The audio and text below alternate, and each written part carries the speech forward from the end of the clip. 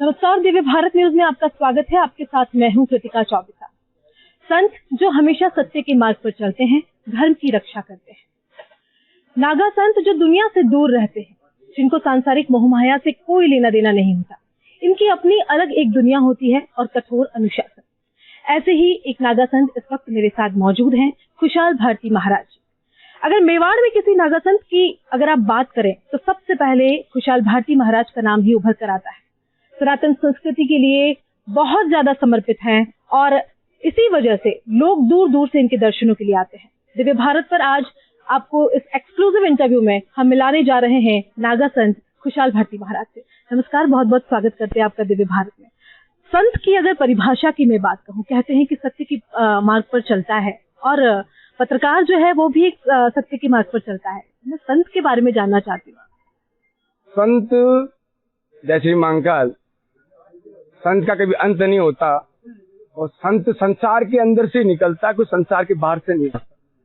संत एक स्वयं एक प्रकृति है जो चाहे जिस प्रकार की प्रकृति अपने अंदर अपने आचार अपने विचारों के द्वारा वो प्रकट कर सकता है। और संत कोई एक पार्ट नहीं है, ना कोई एक पात्र है।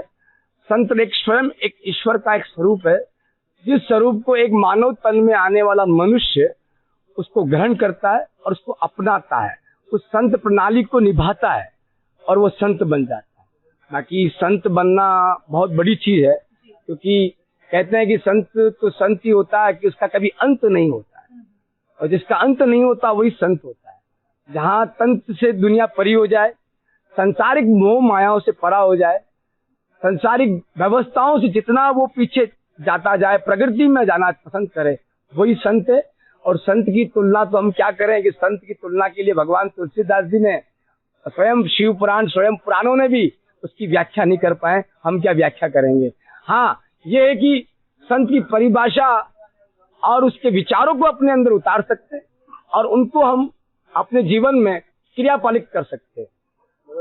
महाराज, नागा संतों के लिए कहा जाता है कि वो शरीर पर धुनी लगाते हैं और हिमालय की गोद में रहते हैं, और हमें नजर सिर्फ तब आते हैं जब कुंभ का मेला होता है, या और याद भी शायद नागा संतों को तब ही किया जाता है।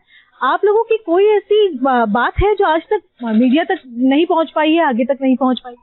निगम परंपरा पहले से ही सदियों से भगवान शिव की रचित परंपरा है, शिव अखाड़े हैं, और हम दिगंबर हमें षष्ठी के ऊपर भेजा ही इसीलिए गया कि एकांत में रहकर भजन करें, तप करें, त्याग करें, जिससे आने वाले भविष्य में और आने वाली जनता को हम अच्छा संकेत दे पाए, और आने वाले जितने साधु नए साधु जो नई प्रकृति रचने वाली है, तो साधु कोई एक जन्म का नहीं होता है, वो अगले जन्म में साधु होता है, तब इसी जन्म में आकर साधु बनता है। ये प्रतिलिपि उसके अंदर अपना आप जगती है, कोई जगह ही नहीं जाती कि तो साधु बन जा, ना किसी महात्मा की इच्छा होती कि मैं महात्मा बनूं, संत बनूं।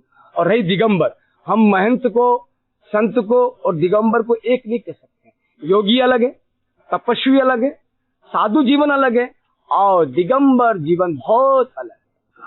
दिगंबर स्वयं शिव ने जब षष्ठी की रचना की तो मनु और शत्रुपा, जो मानव और मनु से मानव बना और शत्रुपा से स्त्री बनी, उसकी पुण्य स्थापित करने वाले दिगंबरी थे। प्रथम भिक्षा करने के लिए षष्ठी पर दिगंबरी आए, और उसी परंपरा को हम सतयुग से द्वापर, द्वापर से त्रेता, त्रेता से कलिका, इस युगों में निभाते जा रहे हैं।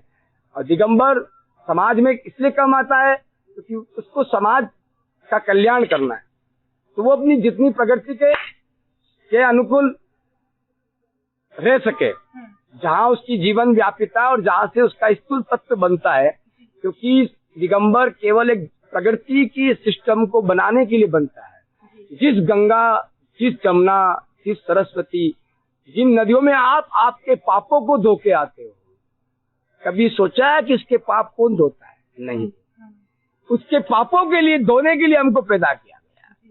हम लोग जो कुंभ करते हैं, उस कुंभ स्नान से हमारे शरीर पर जो बशमी होती है, उस बशमी चढ़े खाक बिलवा पाक अलक निरंजन आप ही आप, हमारी बशमी से गंगा जमुना सरस्वती साफ हो जाती है, और जटाओं में हम गृहस्थियों के पापों को लेके आते हैं। इसलिए दिगंबर परंपरा इतनी गुप्त बनाएगी, पर्दे में बनेगी। पहले औरंगजेब, मोगलों ने हमारा युद्ध किया, राजनेताओं ने तो यूज नहीं किया बेचारों ने, मगर हम उनसे पहले जितनी भी सत्ताएं चलती थी राष्ट्रीय सिंहासनों में, हमारा यूज करने के कारण हमारे दिगंबरों ने देखा कि हम तो एक यूज करने के पात्र बन गए। युद्ध का समय आता है तब दिगंबर को याद किया जाता है, और आज कुंभ का समय आता है जब दिगंबर को याद किया जाता है। कोई अंतर कुछ नहीं हुआ। उस समय तो कुंभ के समय दिगंबर याद आते थे, युद्ध के समय दिगंबर आ जाते थे। आज हम दिगंबरों को कोई व्यवस्था सरकार से मिलती है नहीं। एक कुंभ के लिए एक प्रैक्टिकलिटी, चलो गवर्नमेंट में नियम होता है, कुंभ सदियों से बढ़ता आया है, उनको यही पता नहीं कुंभ का महत्व क्या है। मानते हैं कि अमृत की छलक वहां गिर गई, कुंभ इसलिए होता है, स्वाभाविक है, इसीलिए हम कुंभ वहां करने जाते हैं। मगर सबसे बड़ा जड़ चेतन ये गंगा जमुना सरस्वती, जिसको इसके पाप कोई धो नहीं सकता, इन पापों को धोने के लिए हर 12 साल हर 6 साल कुंभ बनाया जाता। इसलिए दिगंबर परंपरा की स्थापना सतयुग में भगवान शिव ने प्रथम दिगंबर बने, और मनु और शत्रुपा स्त्री और पुरुष बनने से पहले दिगंबर थे, और दिगंबर परंपरा उस समय चलती है, और उसको हम सन्यासी निभाते हैं। और उस कर्म में जितना हम कर्म कर सके उतना मैं करता हूँ, और मेरे साधु उस कर्म को निभाते हैं। महाराज, हमारी जो सनातन संस्कृति है वो बहुत पुरानी है, आदि अनादि काल से चली आ रही है। उस संस्कृति को बचाने के लिए संत लोगों का बहुत बड़ा महत्वपूर्ण योगदान होता है। लेकिन अगर मैं बात करूं, जो लोग हैं उनको लेकर अब जागरूक करने के लिए क्या कुछ करने की जरूरत है? सनातन संस्कृति में पहले हम भ्रांति बातों से हटें। एक देशता जो हमारे अंदर भरी हुई है कि यार मेरा वो महादेव का मंदिर मेरा नहीं है, कि वो राम जी का मंदिर फलानी समाज ने बनाया, कि वो ठाकुर जी का मंदिर फलानी समाज ने बनाया। मंदिर तो वही है ना, भगवान तो वही है। हम लोग इस जातिवाद से हटेंगे ना तो हम सनातन को एक कर पाएंगे। हमारे भगवान सनातन की एक ही महादेव ने एक ही बात की, सत्य सनातन में एक होना सिखाया, तोड़ना नहीं सिखाया। भगवान ईश्वर ने केवल ढाई मानव बनाया, स्त्रीलिंग पुल्लिंग और नपुंसकलिंग, और कुछ नहीं बनाया। जातियां बनाई कि केवल वर्ण परा, जाति थी मानव, और वर्ण बनाया था मर्यादाओं के लिए, शिष्टाचार और संस्कारों के लिए। हमने हमारे शिष्टाचारों को भूला, संस्कारों को भूला, और भ्रांति बातों के कारण हम हमारे इष्ट के प्रति प्रबल नहीं है। हमारा इष्ट प्रबल नहीं है ना, इस कारण से हमें दूसरी मजारों के पास, दूसरे देवताओं के पास और उन भूत प्रेतों की सेवा करनी पड़ती, जिनकी कोई भी इस धरती पर देव लोग मानता भी नहीं, और हमें उनको भगवान समझना पड़ता है। उन प्रेतों को, जिन प्रेतों की कोई भी अपन सोचे तो वो एक हवा का झोंका है केवल, जिसको मैं भगवान मानना पड़ता। पीर साहब, ठाकुर साहब, बड़े बड़े उनको देवता बनाकर पुजवा देते हैं। पुजवाने वाले हमारे हिंदू भाई, हमारे इन सनातनों खंडन करने वाले हमारे हिंदू भाई, जिनको हमारे इष्ट के प्रति प्रबलता नहीं, जिनको हमारे देवताओं के प्रति प्रबलता नहीं। मेरा तो सनातन वासियों से एक ही कहना है, पहले एक हो जाओ और जातिवाद समीकरण को खत्म करें। जातिवाद सबसे बड़ा, मानव जाति से बड़ी कोई जाति नहीं। जब तक भगवान धर्म कहता कि दया से बड़ा कोई धर्म नहीं, और जाति यही सिखाती कि दया धर्म का मूल है। हमारे अंदर दया भाव खत्म हो गया है, शिष्टाचार को हम धज्जियां उड़ा दी है। हमारी बहन बेटियों की रोज इज्जत की धज्जियां उड़ती, हम समाज से देखते हैं कि हाँ जो हो रहा है, आज हमारा क्या बिगड़ रहा है। जब तक हमारी सोच ऐसी नहीं होगी, जो हमारा दूसरे का नहीं बिगड़ रहा, हमारा बिगड़ रहा है, जब तक हम एकाग्र होना नहीं सीखेंगे। संजय शक्ति, हमारे धर्म को खंडन करने के लिए भ्रांति कथाएं इतनी कर दी गई, और हमारे देवताओं को इतने पार्टीशन में बांट दिया गया कि यार तेरे कृष्ण भगवान से काम नहीं चला, नारायण के पास चला जा, नारायण के माता जी के पास चला जा, भैरव जी के पास चला जा। पहले हमारा इष्ट को हम प्रबल कर लेंगे ना, तो हमें देवताओं के पास जाने की जरूरत नहीं पड़ेगी। तो देवता तो ये कहते हैं कि 33 कोटि देवता हम एक हैं, बस हमारे विचार एक नहीं है, इसलिए हम भटकते हैं। और भटकना छोड़ें, एकाग्र हो जाए। भले आप किसी को माने, ये जरूरी नहीं कि बाबा जी ने कह दिया महादेव को माने, जरूरी नहीं है। अपना भ्रमित ना हो, अपने इष्ट के प्रति प्रबल हो गए। जिसका इष्ट प्रबल है तो उसकी हर चीज प्रबलता है। महाराज, इस बार का जो सावन का महीना है वो काफी महत्वपूर्ण है। कह रहे हैं कि 59 दिनों का है, अधिक मास भी है, और आप तो शिव के परम भक्त हैं, भोलेनाथ के बेहद करीब अगर नागा संतों को कहा जाए तो कोई अतिशयोक्ति नहीं होगी। किस तरह से इस बार लोगों को अपने जीवन में सुख लाने के लिए पूजा अर्चना करनी चाहिए, और किस तरह से इस बार का सावन अति महत्वपूर्ण बताया जा रहा है? भगवान महादेव की ऐसी अनुकंपा से 19 साल के बाद अधिक मास में श्रावण मास आया, और ये श्रावण मास 2 महीने का हुआ है। अधिक मास एक विराट रूप में भगवान ने कहा कि अधिक मास में जो पुण्यार्थ नहीं कर सके, जो लोग कर्म नहीं कर सकता है 3 साल, वो अधिक मास में पूजा कर ले तो उसकी पूरी पूजा पद्धति भगवान के चरण बिंद में लगती है, और ईश्वर उसकी मनोकामना पूर्ण रूप से करता है। इतना बड़ा महत्व दिया गया। हमारे 84 कोस की परिक्रमा लगती है गिरिराज जी के अधिक मास में। अधिक मास में बहुत जगहों पे परिक्रमा, देवताओं का भी आगमन होता है। अधिक मास में देवताओं का एक जगह स्थिरता हो जाती है, चतुर्मास में देवता एक जगह स्थिर हो जाते हैं। तो इसीलिए भगवान स्वयं कृष्ण कहते हैं कि मैं पाताल में गया, मगर पाताल में जाने के बाद तुम लोगों ने मेरे लिए कितनी माला की। भगवान जब पाताल में जाते तो हमारा कर्म होता है उनके लिए भजन करना, हम लोग उनके लिए भजन नहीं कर पाते। इस कारण से हमारा देवता फिर अखंडित हो जाता है, उसकी शक्तियां कम हो जाती है। कोई शक्ति उसकी कम नहीं हो, सबको देने वाला है, मगर हम कुछ देंगे तो लेने के हकदार हैं।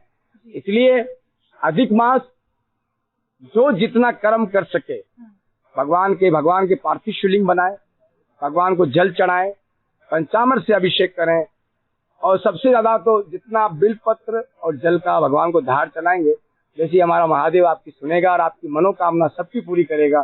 कि इतने साल बाद ये संजोग मिला है, 19 साल बहुत बड़ी चीज होती है। 19 साल में पूरी जनरेशन चेंज हो जाती है। तो मैं तो आने वाली युवा पीढ़ी और आम जनता को इस मीडिया से, दिव्य भारत न्यूज से, पूरे हिंदुस्तान को एक ही बात कहता हूँ कि आपका सनातन इतना जटिल है कि आप भगवान का हरिनाम एको नाम बजते भी करेंगे ना, तो भी आपको कहीं भटकने की जरूरत नहीं। आप जहाँ हैं वहीं आपकी ईश्वर आपकी पूर्ति करेगा। तो हमारा कलिकाल है, और कलिकाल में एको नाम बजते, उसकी बड़ी कोई चीज नहीं। इतनी बात मैं कह के अपनी विश्राम करता हूँ। जय श्री महाकाल, ओम नमः नारायण। नहीं, एक अंत तो सवाल मेरा है आपसे। अभी वर्तमान परिप्रेक्ष्य में अगर बात करें तो मंदिरों में हिंदू संस्कृति को जिंदा रखने के लिए पहनावे पर बहुत ज्यादा दबाव दिया जा रहा है कि महिलाएं आए तो पारंपरिक वेशभूषा में आए, चाहे पुरुष भी आए तो अपने पारंपरिक वेशभूषा में आए। उसमें नागा संतों की क्या राय है? बहुत सुंदर बात है। हमारी संस्कृति और हमारा सनातन हमारी पोशाक पे शुरू से ही स्ट्रिक्ट था, मगर हम लोगों ने स्वयं नहीं हमारी संस्कृति का खंडन करके वेस्टर्न कल्चर को स्वयं ने अपनाया। एक बार आप धोती जबा पहन के देखे कितने सुंदर लगेंगे, और एक बार आप पैंट शर्ट पहन कितना आपको अच्छा लगेगा। तो हमारी सनातनी संस्कृति में पूजा पद्धति में ये विधान है, चारों वर्ण के लिए विधान है। धोती और जब्बा, टीका, जनेऊ, लंगोटी, ये उसके कर्म में लिखा हुआ है। हम हमारे कर्म के प्रति निडर नहीं है ना, इसलिए हमारा धर्म खंडित होता जाता है। आज दूसरे धर्म के लोभी को देखे जाए, वो अपनी मस्जिद में जाएंगे तो सफेद वस्त्र पहनेंगे, उस वस्त्र को धोएंगे और उसके बाद मस्जिद में नमाज पढ़ेंगे। ईसाई साफ वस्त्र पहनकर अपना चर्च पे जाता है। सरदार स्नान ध्यान करके वो अपनी जटा रख के अपनी मर्यादा में गुरुद्वारा जाता है।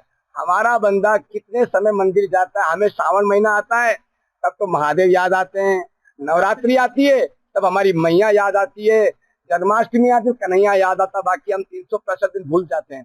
मगर वो लोग वामपंथी लोग अपने धर्म के प्रति जो उनके वामपंथी ने उनको सिखाया उसके प्रति वो कट्टर हैं। हम सनातनी कट्टर नहीं है, इसलिए हमें आए दिन इन परेशानियों से झेलना पड़ता है। बहुत खूबसूरत बातें हमने इस दरमियान आपसे की है। तो अंत जो कार्यक्रम का है वो मैं चाहती हूँ कि खूबसूरत हो। मैंने आपको कई YouTube पर भजन गाते हुए सुना है कि भोले के भक्त आप बड़ी ही मग्नता के साथ गाते हैं, बड़े खुशमिजाज होकर आप भजन गाते हैं। तो एक भजन आप दिव्य भारत के जरिए आज दर्शकों तक गुनगुना दे, क्योंकि नागा संतों को गाते हुए देखना हम सबके लिए सौभाग्य की बात है। तो कोई एक भजन आप गा रहे, 2 लाइन। मैं भजन होता क्या उसको हम जानते हैं नहीं। भजन, सत्संग और कीर्तन, ये तीनों का अलग अलग सब्जेक्ट है। मैं इस बारे में बात करूंगा। भजन तो मैं क्या गाऊं, क्योंकि जब वो एक अलग ही एक मस्ती होती है नागा बाबाओं की, जब वो क्या कौन सा सुर आ जाता है तो हम लोग मद मस्ती में वो भजन गाने लग जाते हैं।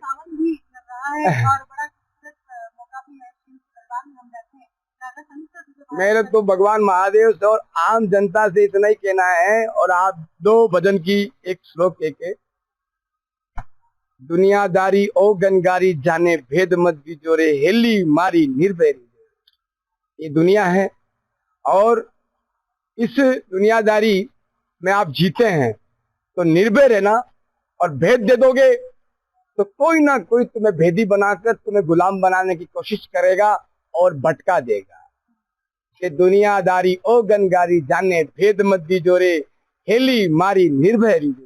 इंसान जब तक निर्भय है ना तब तक उसका धर्म भी निर्भय है और उसका कर्म भी निर्भय है और उसकी आने वाली प्रगति भी उसके साथ।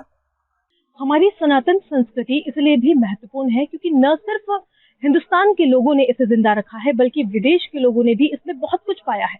और यही वजह है कि सनातन संस्कृति से विदेशों में भी लोग जुड़े। ऐसे ही शिव भक्त हमारे साथ मौजूद हैं, उनसे बात करूंगी। What do you want to say about the Lord Shiva? Lord Shiva in English. In English. I want to say that it is the highest consciousness that we could experience through meditation and sadhana. And so we have to do it's an internal work, and you have to do it on your own with guru guidance. So that's what sannyasis do. We practice this type of practices so that we could reach this consciousness and experience our higher self. आपने भगवा रंग पहना है, इस saffron colour का क्या importance है? It is representing the high consciousness in the beginning of creation. Everything was Bhagwa, and this is very important to have meditation, and also it represents fire. What do you like in Indian culture?